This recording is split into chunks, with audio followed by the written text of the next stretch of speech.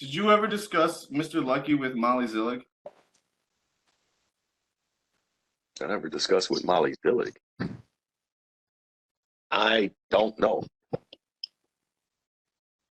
Me and Molly didn't have a relationship like that, or I didn't sit around and talk with Molly like that. We were never, because she was more so with administration. I didn't talk to her. I talked with Hughes or the chief deputy or the sheriff or other people. I really very rarely spoke with Molly. Okay. Did you mention to the chief deputy or the sheriff Mr. Lucky's race concerns? I brought up not his race concerns, no. I brought up the whole agency's concerns with race. And I asked that and answered that earlier on, and they gave a in-depth explanation of it as well. Did that email that you sent, did that also go to the sheriff and the chief deputy? Actually, I'm glad you mentioned that email.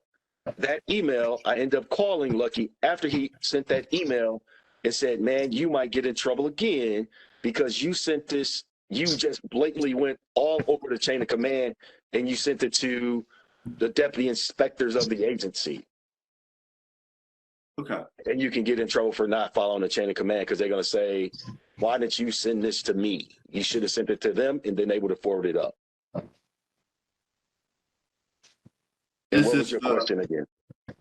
Sure, but that's in relation, sorry, that's back in relation to the Black Lives Matter 2020? 2020 incidents, yes. Okay, I got it. And then after, like I told the agency, I let Chief Deputy Ball at the time, and Molly Zillig was there, and we had a discussion about this, and I've tried to spearhead it and get them in front of it, and they didn't. They wanted me to give names of people. I'm like, I'm not doing that. For you to retaliate against me, so I wouldn't do it. So who wanted you to give names? Molly Zillig and the chief deputy at the time. Names for what? For people that feel that they're being discriminated against. I'm like, I'm not going to do that. And if something goes wrong, then they get retaliated against. I'm not doing that. I'm not going to put members out there. So I put myself and took the responsibility as myself so nobody get retaliated against. Wow. Okay. And why did you fear that your members may get retaliated against if you identify them? I just don't want nobody to get identified, and I do that in a lot of different situations. Okay. So that there's no chance of anybody getting retaliated against. Okay. It's a way to protect the membership. A few more questions, I hope. Probably won't be. Probably won't. Did you talk to Excuse me, I'm sorry to cut you off. Can you take it off of this screen so I can see you? Oh, absolutely. I really hate when people do that to me. All right. Is that better? Yep. Great. Thank you. See, that'll screw the whole thing up for you too. Now, did you talk to the sheriff about Mr. Lucky at any time? The sheriff, no. Did you talk to the chief deputy about Mr. Lucky at any time? I don't believe so, no. Okay. I tried to leave individuals out of it and try to put it as the union's concern instead of an individual's concern. Okay. And that was just my way of trying to protect the membership. Okay, so but then you specifically talked to Mr. Novotny about Lucky, though, in several capacities, but especially as you talked to Mr. Novotny as the head of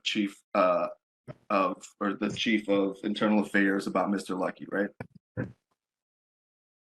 In what context?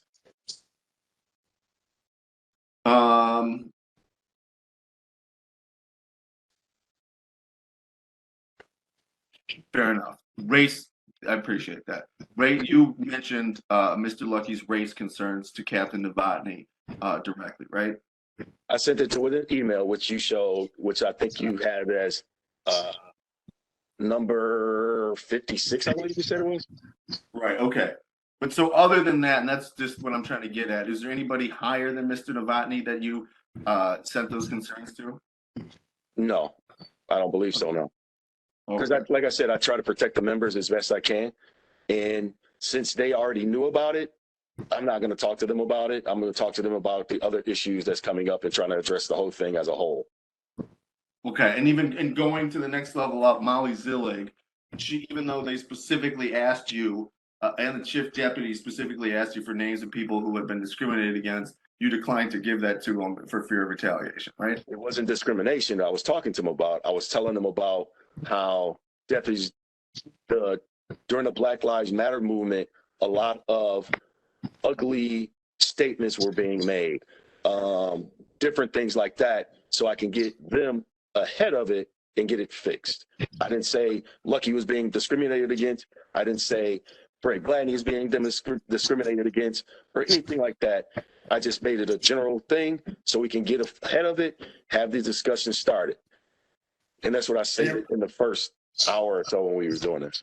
Okay, now I think I got that connected. But because I don't think you said this in the first hour, in response to those statements, they asked for you to name names, right? Right.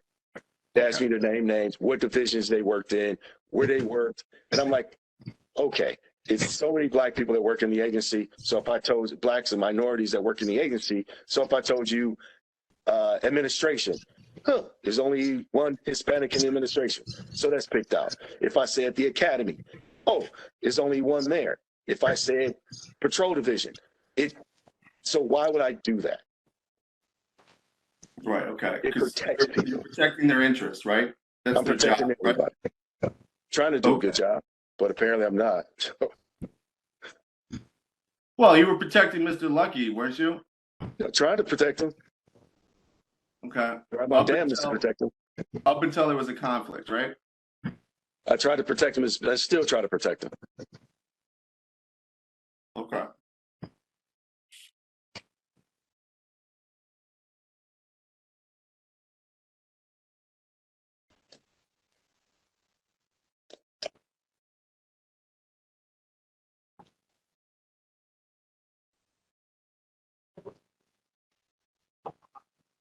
So based on your knowledge and experience, Mr. Lucky had no, Mr. Lucky's termination was a foregone conclusion. Is that right? Can you be a little bit more specific? Are you talking about the sexual harassment? If you're talking about the sexual harassment case? You know what he got terminated for, right? I believe so, yeah. Right. And in fact, months prior to him actually being terminated or notice of the termination, you believed that he was, quote, fucked, right? That's exactly what I said. He was fucked. Okay. And I think he would, if you were my attorney counsel and I was going through something like this, I would want you to be just 100% honest with me. If you can't be 100% honest with me, then there's a problem, right? And I was 100% honest with him. He's fucked. And I was honest then, and I'm honest now. He was fucked then, and he's fucked now. Right. Okay. I'm being honest. I'm being honest with you. You know, I think that's what he wants me to do. And I'm a brutally honest person, you know, to the point where I got myself in trouble because I told the truth. Okay. And he was fucked only after he made complaints of race discrimination, right? No, he was fucked prior to that. Well, just to those complaints about you, but he made other complaints, right? No, he wasn't fucked then. When the sexual harassment case got him screwed. That sexual harassment case got him. Hate to say it, got him screwed. That got him fired.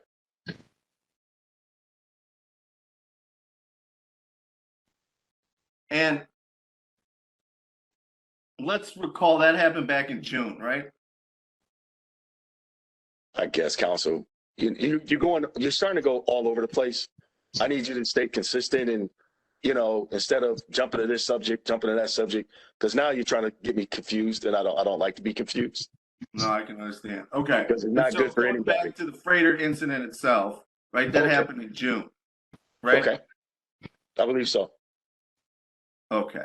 And you told him he was fucked back in August the 14th. August the 14th. And presumably before that, right? You know what? When Mr. Lucky contacted I believe Mr. Lucky ended up contacting the supervisor who told him he was done for the day, contacted him. He contacted Frederick's staff that day. He wanted to speak to a captain there of their head of their security. And then he wanted to talk to the young lady in question as well. All that right there gets him in trouble. You don't do that, and he should know that. But the actual decision to terminate him didn't take place until a month after you called him a nigger, right? I don't know, probably. Yes, I called him a nigger. Okay, I called him a nigger. I told him if he called me Uncle Tom, he wouldn't do it in my face. And I told him I'll bop him in the motherfucking mouth. That's been asked, answered several times. Okay, I will not tolerate. I will not. No, counsel. I'm not going to get interrupted. I will not tolerate some young guy calling me an Uncle Tom or insinuating I'm an Uncle Tom. That's not going to happen. Okay, and if he said it, I will slap him in the mouth. Okay? That's not acceptable to me. And me call him a nigger? Yeah, I call him a nigger. I ain't say nigger, I call him a nigga. Okay? That's what I did. And I said, motherfucker, you won't say that shit in my mouth. I'll bop you in the motherfucking mouth. Okay. And after that conversation, you got ultimately suspended for 10 days, right? They wanted to give me 15. I told them, like I asked and answered again. Asked and answered again. This is the fifth time of the same question, Judge. I've asked it several times. Yeah, we've already gone over this, Attorney Cross. Yeah, and after, thank you. Well, I'm almost done. And after this conversation, he got terminated and you didn't, right? No, why would I? Right. Okay. I didn't sexually harass anybody. No. You just threatened to, you just called somebody nigger and threatened to assault them and invited them to bring all their toys. And he told me he was going to beat my ass too. Right? And I said, okay. He told me he was going to beat my old ass. I told him to bring it on. I will tell you the same thing. Bring it. And that's all because he criticized your performance as the union president for not representing him and his race discrimination complaints, right? Okay. Where's he going with this, Judge? He's trying to be argumentative. Yeah, let's not talk over each other. Sure. I'll ask the question if you don't mind. That's because you called him those names and got into this fight with him because he accused you and the union of not adequately representing him in his race discrimination complaints, right? Where's this question at, Judge? There is no question there. Well, he added right at the end, so he's making a statement and then asking whether or not you agree with it. Right. I don't agree with it. Why not? Judge. Well, maybe this is his last question. It won't be. He said that an hour ago. It won't be. I think he's already answered this as well. What did he answer? Because I'd like that for the record. I didn't hear any answer. This is just a joke. Answered in the past. Repeat your question one time, and then we'll get the answer, and then we're going to move on.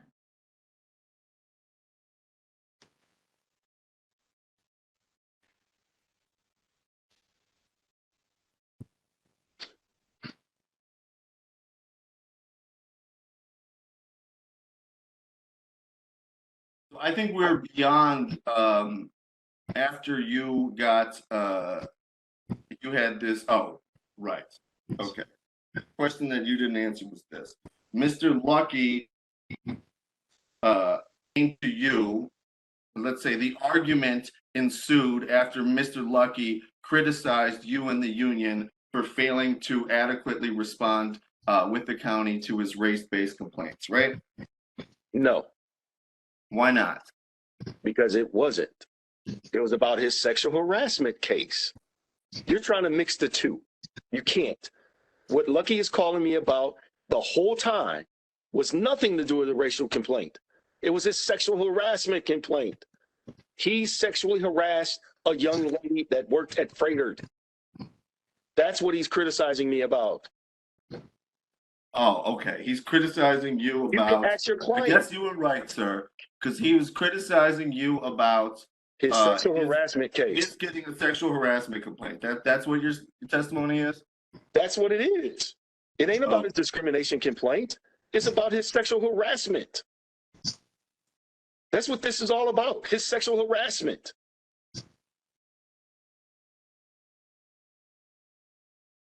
That's what this is about. This ain't about a discrimination thing. As much as you want to make it about his discrimination thing, it's about his sexual harassment case. And then after his sexual harassment case, he calls me an Uncle Tom. I tell him I'll slap him in the mouth. That's what this is about. And so when did he say you were 0-7? What was that about? What? What was the Your Honor, 0-7 comment about? On the asked and answered, honestly. We've had at least 5 questions about 0-7, so I think we've covered that material. Well, that's the same conversation, right?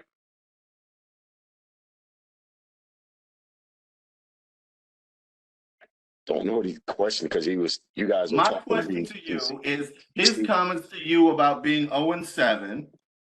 Judge, Judge, I've I think the answered judge that. just ruled that you should move on, Mr. Lucky. The judge has ruled. Mr. Gladney, you mean? She's talking to me, Judge. Okay, Attorney Cross. That's Yeah. me. All right. Yeah, we've heard enough about the 0-7, I think.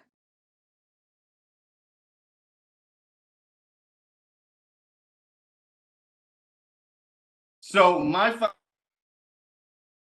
question is that testimony here today is that the 0-7 complaint and his statements about race discrimination, those had to do with his sexual harassment complaint at Fredrick. Yes, Is it's that all right? about his sexual harassment complaint. Yes.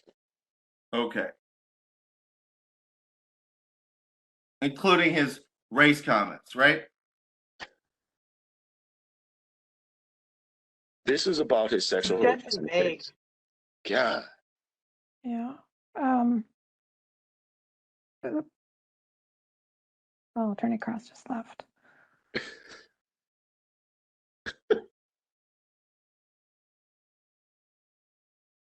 So which specific race comments are you talking about?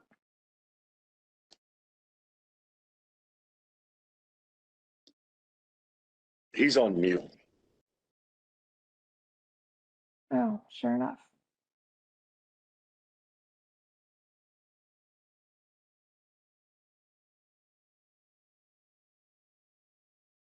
But you recall me just showing you this text message in which he's discussing about how you don't go to bat for him, how you're 0-4, right? You recall that? Judge, he's beaten the same path, Judge. We need to move forward with this because he's asked this several times. Is this a new question, Attorney Cross? I mean, It's the same question. it could be if I would be allowed to ask it, but I guess here we are. Well, So I think we're all clear. I guess I'm just going to state that I object to this witness not being allowed to not answer and to interrupt constantly. And then when the question becomes too tough for him, I guess we need to point out that he simply doesn't answer and then sits there and complains for 5 minutes about how he feels about the way that I'm questioning him, or that he makes his own objection and then tells me to move on. Time and time again, that's been sustained here, or some other thing along, I guess, demurred, just some other inaction here. But the point is that we have not been. But our question is, this witness has been allowed to answer how he sees fit. You have the clear power to direct this hearing and I think I've given you wide latitude, Attorney Cross, to ask we just questions. object to the point to him being allowed to pick and choose which questions he wants to answer. All right, I don't have any that's more noted. questions at this point. Okay, that's noted for the record.